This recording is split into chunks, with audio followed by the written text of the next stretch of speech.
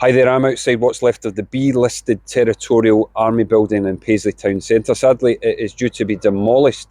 The owner is hell-bent on demolishing this fantastic piece of architectural heritage. Renfrewshire Council can and should be doing more to protect this important piece of Paisley's history. Legislation should be applied and, if necessary, strengthened to protect buildings like this and others in the future. I'm joined by my colleague Paul Sweeney, who is an expert when it comes to historical architecture. Paul, can you give us your take on this sad state of affairs? Absolutely, Neil. Well, unfortunately, this is just the latest example of a trend we're seeing across Scotland where listed buildings in our communities are being unnecessarily demolished because there are loopholes in the current legislation that are being cynically exploited by building owners to get round the conservation rules. So what we need to do is strengthen that legislation, and there's a petition in front of the Parliament to do that, and hopefully we can see progress on it. But right now the Council could be taking more action, but sadly they've declined to do so.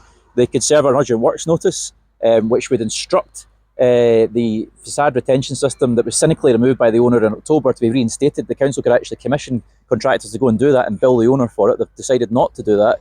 They could use their reserves to do that and recover the costs. There's very strong legislation that allows them to do that, but they've said it's not worth the risk. I think everybody in Paisley that I've spoken to, and certainly the campaigners we've spoken to, and yourself and councillors agree it should be done. Why isn't it being done?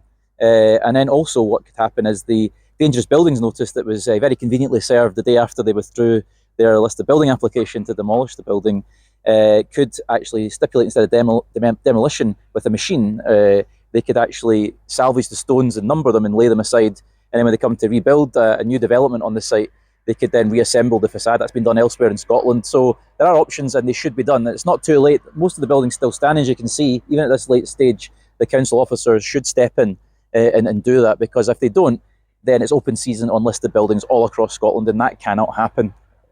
Thanks, Paul, and I would agree. Renfrewshire Council, even at this late stage, should do everything it can to protect this vital part of Paisley's heritage, and also consider what it's going to do to protect other buildings in Paisley, such as the Paisley Grammar, which they're due to sell in the coming months, to make sure that we're protecting Paisley's heritage. Absolutely.